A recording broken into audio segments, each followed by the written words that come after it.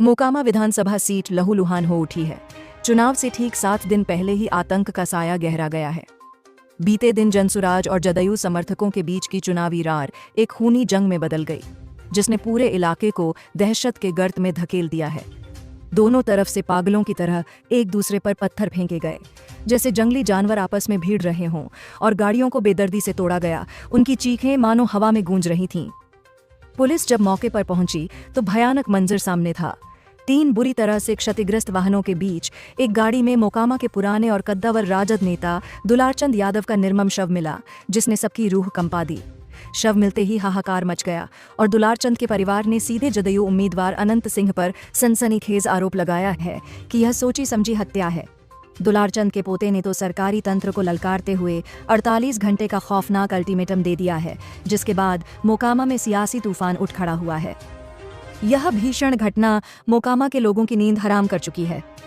दुलारचंद यादव के पोते रविरंजन कुमार ने एक यूट्यूब चैनल पर बातचीत के दौरान दहाड़ते हुए अनंत सिंह पर कई गंभीर और डरावने आरोप लगाए हैं। जनसुराज के प्रत्याशी पीयूष प्रियदर्शी ने कांपती आवाज में बताया कि जब उनका काफिला और अनंत सिंह का काफिला आमने सामने आया तो अनंत सिंह ने शैतानी इशारे से अपने समर्थकों को उकसाया और कहा, ये पीयूष ज्यादा नेता बन रहा है, इसको मारो, इसका नेतागिरी उतारो।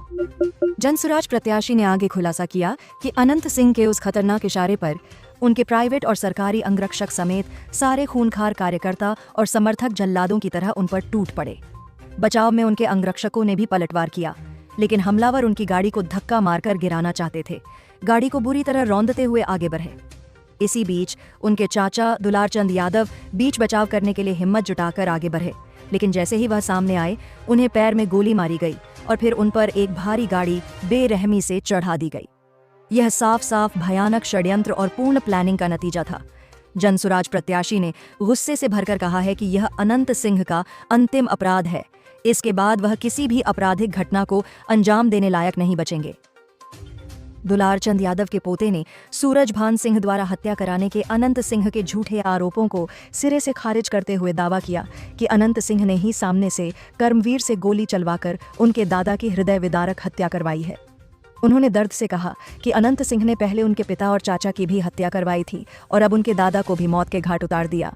दुलारचंद के पोते और जनसुराज प्रत्याशी दोनों ने आग उगलते हुए एक सुर में कसम खाई है कि अनंत सिंह को फांसी की सजा मिलनी चाहिए और वे इसके नीचे कोई दूसरी मांग स्वीकार नहीं करेंगे। मोकामा आज खून के आंसू रो रहा है और यह खूनी खेल यहाँ की राजनीति पर एक कलंक बन गया है।